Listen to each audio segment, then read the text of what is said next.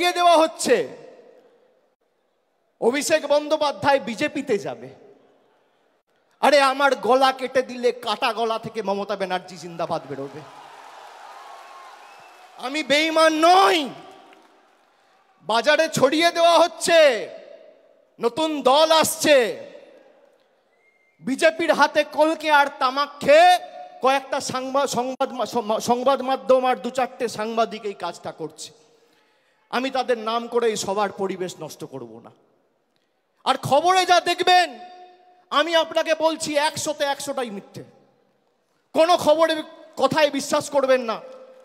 কালকে খবরে দেখানো হয়েছে অভিষেক বন্দ্যোপাধ্যায়ের বিরুদ্ধে ইডি চার্জশিট দিয়েছে, সিবিআই চার্জশিট দিয়েছে, 28 পাতার চার্জশিট। 2 জায়গায় খালি আমার নামটা লিখেছে। তাও অভিষেক বন্দ্যোপাধ্যায় কে, বাড়ি কোথায়, সাংসদ না বিধায়ক না পঞ্চায়েত প্রধান, কোথায় থাকে, কার ছেলে, কোনো পরিচয় নেই। বিজেপি নেতারা যেমন ভাববাচ্ছে কথা বলতো, ইডি সিবিআই এখন ভাববাচ্ছে কথা বলছে। এই ভয়টা দেখে আমার ভালো লেগেছে। খবরে যা বেরোয় 100তে 100টাই মিথ্যে। আমি আপনাকে বলছি, 12 লক্ষ মানুষকে বাড়ি দিয়েছে আমাদের সরকার। একদিন একটা খবর দেখেছেন?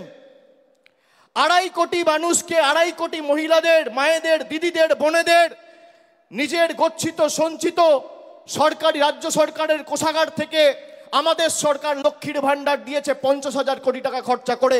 একদিন খবর দেখেছেন? এই খবর দেখবেন না। পথশ্রীতে প্রায় গত 3 বছরে 15,000 কোটি টাকা খরচা করে প্রায় 24,000 কিলোমিটার রাস্তা তৈরি করেছে। খবরে দেখেছেন? কেন্দ্র থেকে এক পয়সা না নিয়ে দেখবেন না। অভিষেক ব্যানার্জির বিরুদ্ধে সিবিআই চার্জশিট দিয়েছে।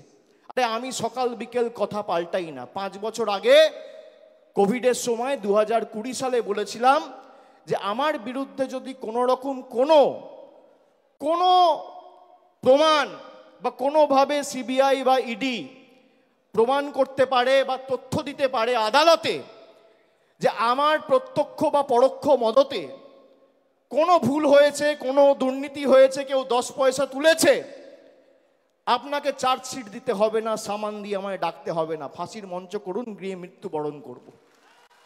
আজকে একই কথা বলছি। আপনার কাছে প্রমাণ থাকলে প্রমাণ দেবেন। আমাকে তো সিবিআই ডেকেছিল নবজোয়ারে, যখন গেছিলাম যাত্রা বন্ধ করে এসেছি একদিনের জন্য। সিবিআই দপ্তরে গেছি, 10 ঘন্টা জিজ্ঞাসাবাদ করেছে। তারপরের দিন আবার বাঁকুড়ায় গিয়ে নবজোয়ার শুরু করেছি। কাঁচকলা। আপনি কি ভাবছেন ধমকে চমকে দমিয়ে রাখবেন? আমি অন্য ধাতুতে তৈরি। আপনি যত প্রহার করবেন, যত আঘাত করবেন, মানুষের কাছে যাব মাথা নত করে সমর্থন চাইবো। আপনাদের কাছে আত্মসমর্পণ, বশ্যতা স্বীকার করার পাত্র অভিষেক বন্দ্যোপাধ্যায় নয়। আমরা সবাই এসছি আমাদের নেত্রীর কাছ থেকে তার নির্দেশ নিয়ে আগামী দিন এলাকায় ফিরে গিয়ে কাজ শুরু করার লক্ষ্যে। খুব সম্ভবত 3 তারিখ থেকে উচ্চ মাধ্যমিক পরীক্ষা রয়েছে। উচ্চ মাধ্যমিক শেষ হওয়ার পরে আমাদের হাতে বেশি সময় নেই। অনেকে ভাবছেন 1 বছর সময় রয়েছে এখনো, তারপর নির্বাচন হবে।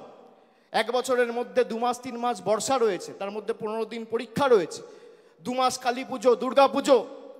দেখতে গেলে হাতে 4-5 মাসের বেশি সময় নেই।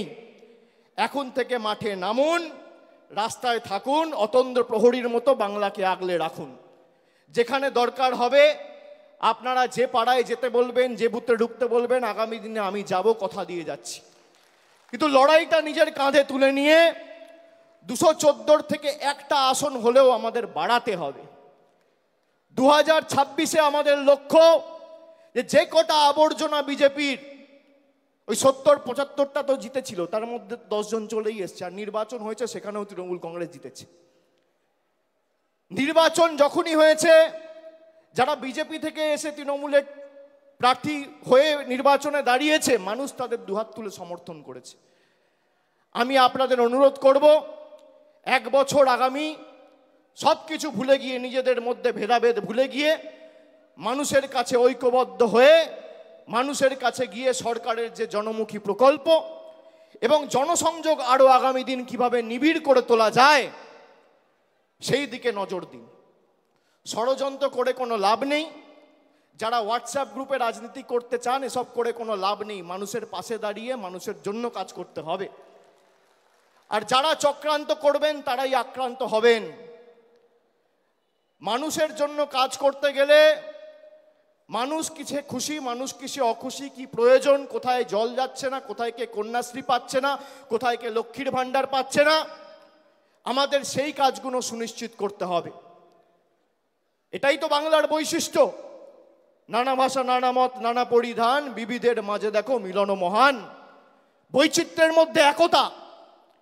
আমরা বারবার সেই বৈচিত্র্যের মধ্যে একতাকে মূল মন্ত্র এবং পথ চলার পাথেয় করে এই লড়াই লড়েছি, আগামী দিনও লড়ব।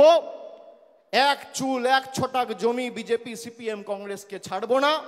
এদের যত ক্ষমতা আছে প্রয়োগ করুক। মানুষের সমর্থন নিয়ে তৃণমূল কংগ্রেস আগামী দিন 215-র বেশি আসন নিয়ে ক্ষমতায় আসবে, এই বিশ্বাস আমি রাখি।